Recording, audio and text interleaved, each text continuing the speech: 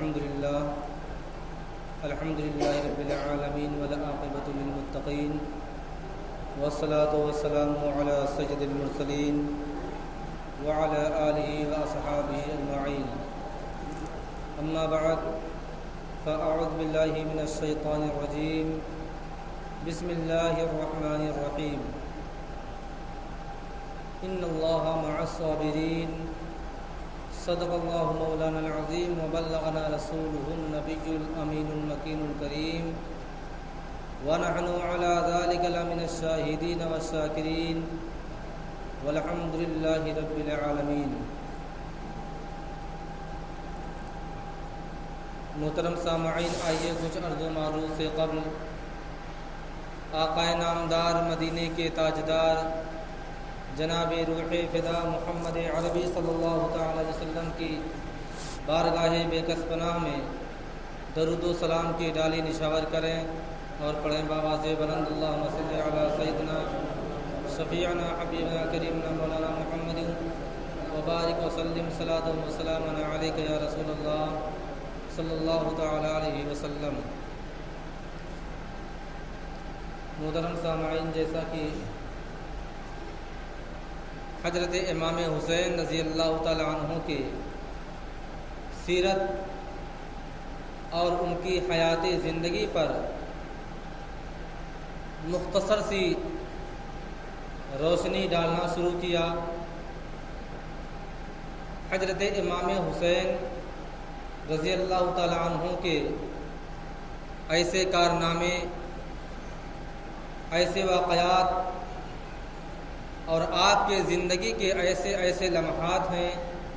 کہ اگر مہینوں بیان کیا جائے تو تفصیلی طور پر تو ان کا کوئی واقعہ مکمل نہیں ہو پائے گا. بہرحال جمعہ کے مختصر سے وقت میں نے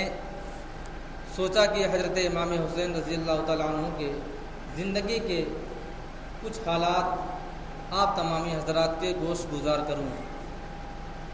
پچھلے جمعہ کو میں نے بیان کیا کہ حضرت امام حسین رضی اللہ تعالیٰ عنہ کی طرف جب کوفے والوں کی طرف سے خطوط کا انبار لگ گیا اور جب آپ جانے کے لیے مجبور ہو گئے تو تمام، کیونکہ اس وقت حضرت امام حسین رضی اللہ تعالیٰ عنہ مدینہ کی سرزمین سے کوچ کر کے آپ مکہ کی سرزمین پر آ چکے تھے اور کوفے والوں کا خطوط جو آیا وہ بھی مکہ ہی میں جب آپ قیام پذیر تھے تبھی آیا. تو چونکہ مکہ والے بھی آپ کے بڑے ہمراہی تھے، محب اہل بیت تھے، حضرت امام حسین کے چاہنے والے تھے، تو کچھ عقل و دانش مند لوگوں نے آپ کو مشورہ دیا، چند صحابہ کرام نے مشورہ دیا کہ اگر آپ خود کوفے نہ جا کر کے اگر اپنے چچیرے بھائی حضرت مسلم بن عقیل کو بھیج دیں تو زیادہ بہتر ہوگا، کیونکہ جب وہ آپ کے مکے کی موجودگی میں جب مسلم بن عقیل کوفے کی سرزمین پر جائیں گے، وہاں کے حالات کا جائزہ لیں گے، وہاں کے لوگوں کی محبت دیکھیں گے کہ لوگ کتنا چاہتے ہیں اور کتنا چاہنے والے ہیں. اس کے بعد جیسا ان کی فرمائش بعد میں آئے گی، لوگوں کے رویے کے نظریے کو رکھتے ہوئے پھر آپ مکے کی سرزمین سے کوفے کی طرف کوچ کر جائیے گا. حضرت امام حسین رضی اللہ تعالیٰ عنہ کو لوگوں کا مشورہ بڑا پسند آیا اور اپنے چچیرے بھائی حضرت مسلم بن عقیل کو آپ نے بھیجنے کا ارادہ کر لیا. حضرت مسلم بن عقیل چونکہ بہت ہی آپ کو اللہ تبارک و تعالیٰ نے ہوشیاری، دماغ اور مشاوروں میں سے بنایا تھا، آپ کا مشورہ بہت اچھا ہوتا تھا، آپ کا تجربہ بہت اچھا تھا کہ آپ لوگوں کے شکلوں اور لوگوں کی باتوں سے جان لیتے تھے اس کے دل میں کیا ہے اور کیا کہنا چاہتا ہے. اس وجہ سے حضرت امام حسین رضی اللہ تعالیٰ عنہ نے مسلم بن عقیل کو منتخب کیا اور ان کو اپنا ہم نشین بنا کر کے کوفے کی سرزمین کی طرف آپ نے ان کو بھیج دیا۔ ویسے تو مسلم بن عقیل کو بھیجنے کا واقعہ بہت تفصیلی واقعہ ہے، یہ بھی بیان کیا جاتا ہے کہ آپ اپنے 2 بچوں کو بھی اپنے ہمراہ لے گئے۔ بہرحال حضرت مسلم بن عقیل جب کوفے کی سرزمین پر پہنچے تو لوگوں نے آپ کا بھرپور استقبال کیا اور پہلے ہی دن تقریباً 17,000 لوگوں نے حضرت مسلم بن عقیل کے ہاتھ پر بیعت کیا۔ اس کے بعد جب 2-3 دن گزر گئے تو آپ نے ملاحظہ کیا اور لوگوں نے آپ سے بتایا کہ آپ کے ہاتھوں پر بیعت کرنے والوں کی تعداد کم از کم 40,000 کے پار پہنچ چکی ہے۔ حضرت مسلم بن عقیل نے جب لوگوں کی محبت دیکھی، محبت اہل بیت لوگوں کے دلوں میں گامزن دیکھا، تو آپ سمجھ گئے یقیناً لوگوں کا جو خطوط حضرت امام حسین کے پاس جا رہا تھا واقعی صحیح اور درست تھا۔ حضرت امام حسین کا ان لوگوں کا بلانا ان کو کوئی غلط نہیں تھا بلکہ صحیح تھا، کیونکہ میں دیکھ رہا ہوں کہ لوگ ذوق در ذوق ہر وقت، ہر گھنٹے، ہر ساعت لوگ میرے ہاتھوں پر بیعت کیے جا رہے ہیں اور 3 دنوں میں یہ حالت ہو گئی ہے کہ تعداد لوگوں کی 40,000 کے پار ہو چکی ہے۔ اب اسی کوفے کی سرزمین پر جو کچھ یزید کے فرما بردار تھے، ان کو چاہنے والے تھے، کچھ لوگوں نے یزید کے پاس خط بھیجے، قاصد بھیجے کہ آپ نے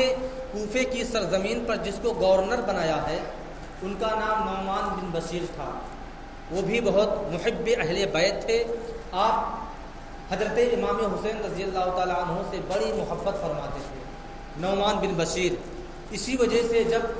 حضرت مسلم بن عقیل کوفے کی سرزمین پر تشریف لائے تو نعمان بن بشیر ہی کے کہنے پر لوگوں نے ذوق در ذوق بیعت کرنا شروع کر دیا۔ نعمان بن بشیر محب اہل بیت تھے اور اب کوفے کی سرزمین پر جو یزیدیوں کے چاہنے والے تھے، ان کے وفادار تھے، ان کو یہ بات ناگوار گزرنے لگی کہ لوگ اگر یہی حال رہا تو پورے کوفے والے حضرت مسلم بن عقیل کی طرف ہو جائیں گے۔ لوگوں نے خط بھیجے، قاصد بھیجے یزید کی طرف، کہا کہ آپ نے جس کو کوفہ کا گورنر بنایا ہے، نعمان بن بشیر جس کا نام ہے، وہ تو بڑا نرم دل آدمی ہے، وہ تو محب اہل بیت ہے، وہ تو حضرت امام حسین کے تمام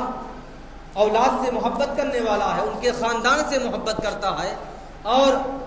حضرت امام حسین کے چچیرے بھائی حضرت مسلم بن عقیل کوفے میں آئے ہیں اور ابھی ان کو 2-3 دن ہی ہوا ہے کہ ان کے ہاتھوں پر لوگوں کے بیعت کرنے والوں کی تعداد 40,000 سے پار گزر چکی ہے۔ اگر یہی حال رہا تو آپ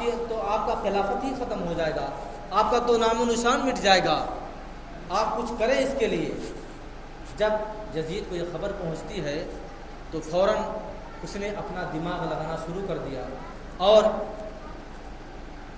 عبید اللہ بن زیاد نامی شخص بہت جابر و ظالم شخص تھا، بہت جبر و تشدد کرنے والا گورنر تھا، وہ کسی اور علاقے کا گورنر تھا، لیکن یزید نے کہا کہ ایسے سخت مزاج آدمی کو کوفے میں بھیجا جائے جو ذرا سا بھی کسی پر مروت نہ کرے۔ فوراً یزید نے عبید اللہ بن زیاد کو طلب کیا اور حکم نامہ جاری کیا اور کہا کہ تم اس علاقے کے بھی گورنر رہو گے اور تمہیں کوفے کا گورنر بھی بنایا جاتا ہے۔ فوراً عبید اللہ بن زیاد جہاں کا گورنر تھا وہاں سے چل دیا، جبہ کبا پہنا، اور یہاں تک تاریخوں میں آتا ہے، کتابوں میں بھی آتا ہے کہ جب وہ کوفے کی سرزمین سے تھوڑی سی دوری پر تھا تو کوفے والوں نے جو محب اہل بیت تھے ان لوگوں نے سمجھا شاید امام حسین رضی اللہ تعالیٰ عنہ تشریف لا رہے ہیں، لوگ ان کے استقبال کے لیے جوق در جوق نکلنے لگے، لیکن جب لوگ قریب جا کے دیکھے تو دیکھا کہ یہ تو عبید اللہ بن زیاد ہے۔ فوراً لوگ پیچھے آئے گئے اور اپنے گھروں میں چلے گئے۔ بہرحال عبید اللہ بن زیاد چہرہ چھپا کر کے رات کے وقت گورنر ہاؤس پہنچتا ہے، اور فوراً گورنر ہاؤس پہنچتے ہی حضرت نعمان بن بشیر کو فوراً معزول کرتا ہے، یعنی ان کی گورنری کو چھین لیتا ہے اور ان کو معزول کر دیتا ہے گورنری سے، اور خود تخت نشین پر بیٹھ جاتا ہے اور کوفے کا گورنر بن جاتا ہے۔ اور دوسرے دن ہی فوراً اس نے لوگوں کو ڈرانا دھمکانا شروع کیا اور کہا کہ جتنے لوگ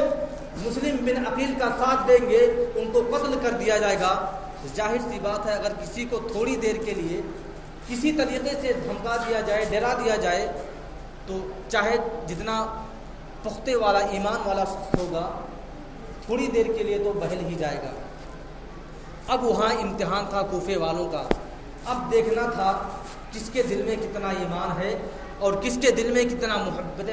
محبت اہل بیت ہے، کتنے لوگ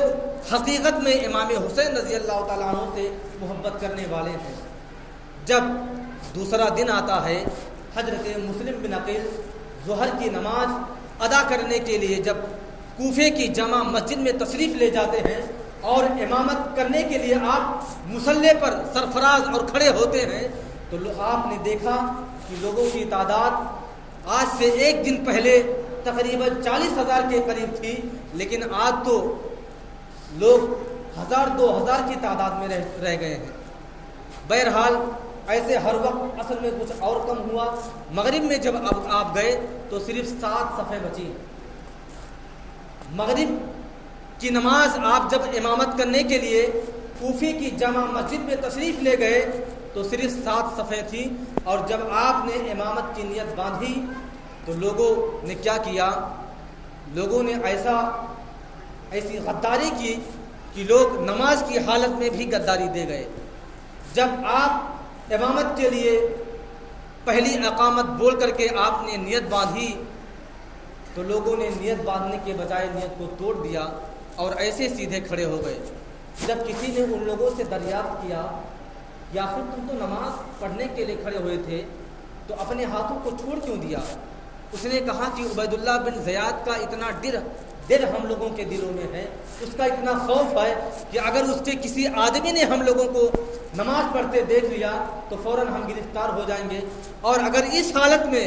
عبید اللہ بن زیاد کے کسی آدمی نے دیکھا تو ہم یہی کہہ دیں گے کہ ہم تو نماز تھوڑی نہ پڑھ رہے تھے، ہم تو بس یوں ہی کھڑے تھے، نماز تھوڑی نہ پڑھ رہے تھے، ان کی اقتدا تھوڑی نہ قبول کر رہے تھے، وہ تو تنہا تنہا امامت کر رہے تھے۔ بہرحال غداری کی شکل تو دیکھیے، ایسی غداری لوگوں نے کیا ہے۔ ایک مرتبہ خطوط کے ذریعے بلا کر کے حضرت امام حسین کے خاندان سے غداری کی۔ آج تک نہ اس وقت ان لوگوں کا کوئی نام نہ تھا اور نہ آج کوئی نام ہے، لوگ ان کے نام و نشان کو بھی بھول گئے۔ بہرحال تیسرے دن حضرت مسلم بن عقیل کو مغرب کے وقت اسی نماز میں حضرت مسلم بن عقیل کو گرفتار کر لیا گیا، اور گرفتار کر کے عبید اللہ بن زیاد کے سامنے پیش کیا گیا۔ اور چونکہ عرب کا رواج تھا کہ جب کسی کو کسی سخت چیز میں گرفتار کیا جاتا تھا تو اس کو سخت سے سخت سزائیں دی جاتی تھیں، اس کو بڑی سی بڑی اذیتیں دی جاتی تھیں، صرف قید کر کے چھوڑ نہیں دیا جاتا تھا، صرف قید خانے میں جیل خانے میں بند نہیں کیا جاتا تھا، بلکہ اس کے ساتھ ذاتیاں کی جاتی تھیں، اس کے اوپر جبر و تشدد کے پہاڑ توڑے جاتے تھے۔ ایسے ہی حضرت مسلم بن عقیل کے ساتھ پیش آیا معاملہ کہ عبید اللہ بن زیاد نے جو گورنر ہاؤس کا سب سے اونچا مینار تھا اس مینارے پر لے جا کر کے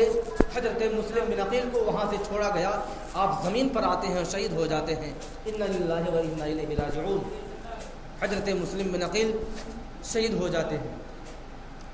ادھر آپ شہید ہونے سے ایک دن پہلے جب کوفے کے گورنری پر عبید اللہ بن زیاد کی حکمرانی نہیں آئی تھی، اس سے ایک دن پہلے حضرت مسلم بن عقیل نے کوفے کی حالات کو دیکھ کر کے، یہاں کا جائزہ لے کر کے، جب آپ نے یہ مشاہدہ کیا کہ اگر 2 دن میں 40,000 کی تعداد میں لوگ بیعت کر سکتے ہیں تو سوچئے 1 مہینے میں لاکھوں کی تعداد ہو جائے گی۔ اس بنا پر حضرت مسلم بن عقیل نے ایک دن پہلے حضرت امام حسین رضی اللہ تعالیٰ عنہ کو خط لکھ کے بھیج دیا کہ یہاں کے حالات بہت ہی اچھے ہیں، لوگ میری ہاتھ پر جوق در جوق بیعت ہو رہے ہیں، اور اگر آپ تشریف لے آئیں گے تو سوچے کیا ہوگا۔ خط حضرت امام حسین رضی اللہ تعالیٰ عنہ تک پہنچ جاتا ہے۔ مکے والوں کو آپ حضرت مسلم بن عقیل کے خط کو پڑھ کے سناتے ہیں، لوگوں کو دکھاتے ہیں، پھر سے مجلس مشاورت قائم کی جاتی ہے۔ حضرت امام حسین رضی اللہ تعالیٰ عنہ مشورہ کرتے ہیں، لوگوں نے مشورہ قبول کیا اور آپ کو جانے کی ترغیب دی کہ اگر واقعی وہاں کے حالات ٹھیک ہیں، حضرت مسلم بن عقیل کا خط آ چکا ہے، تو آپ مکے کی سرزمین سے یقیناً جا سکتے ہیں کوفے کی طرف۔ حضرت امام حسین رضی اللہ تعالیٰ عنہ کوفے کی سرزمین سے چند میل کی دوری پر پہنچے تھے کہ برزخ نامی ایک شخص تھا جو بہت ہی محب اہل بیت تھا، لیکن اس وقت یزیدیوں کی طرف تھا، اور اس نے آ کر حضرت امام حسین رضی اللہ تعالیٰ عنہ کو خبر دی کہ آپ کوفے کی سرزمین پر ہرگز نہ جائیں، وہاں کا ماحول بدل چکا ہے، آپ وہاں تشریف نہ لے جائیں، بلکہ یہیں سے آپ مکے کی طرف واپس لوٹ جائیں، کیونکہ وہاں کے حالات ٹھیک نہیں۔ حضرت امام حسین رضی اللہ تعالیٰ عنہ نے ارشاد فرمایا کہ میرے بھائی مسلم بن عقیل کا خط آیا ہے کہ وہاں کے حالات ٹھیک ہو چکے ہیں، وہاں کے تمام حالات سب اچھے ہیں، آپ تشریف لے آئیں۔ برزخ شاعر نے کہا کہ میں ابھی ترنت فوراً آ رہا ہوں لوٹ کر کے کوفے کی سرزمین سے، اور کوفے کی چوک